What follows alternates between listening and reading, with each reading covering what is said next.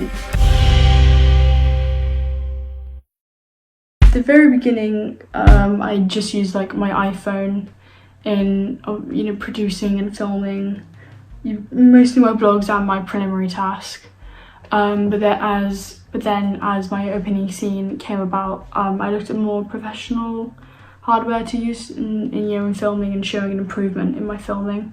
A key example of this is switching from the iPhone to the camera. So for my opening scene, I used a Nikon D3-400.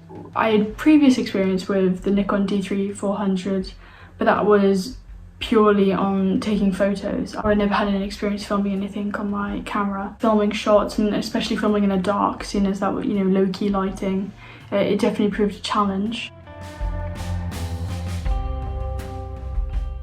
So going back to the very beginning, one of the first applications I used was VoiceThread, and I'd never used VoiceThread before. I'd never even heard of it before. So learning to use VoiceThread it did prove a challenge, and I did find it kind of hard to use, but once I learned how to use it, it was very useful for me.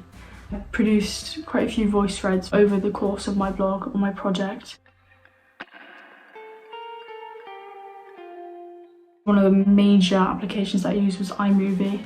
In producing talking vlogs like this and editing my preliminary task, I've pretty much used iMovie throughout my entire course of this project. I had previous experience with iMovie, however, from producing iMovies for my project, I began to use the green screen effect on it and the layering of two images effect on it, and broadening my expertise with iMovie. One of the big ones was Premiere Pro. I planned to use Premiere Pro for my opening scene and editing it.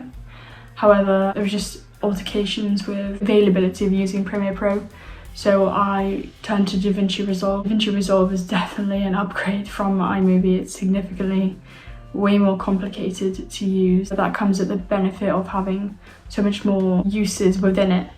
I could do so much more to my videos than I ever could with iMovie.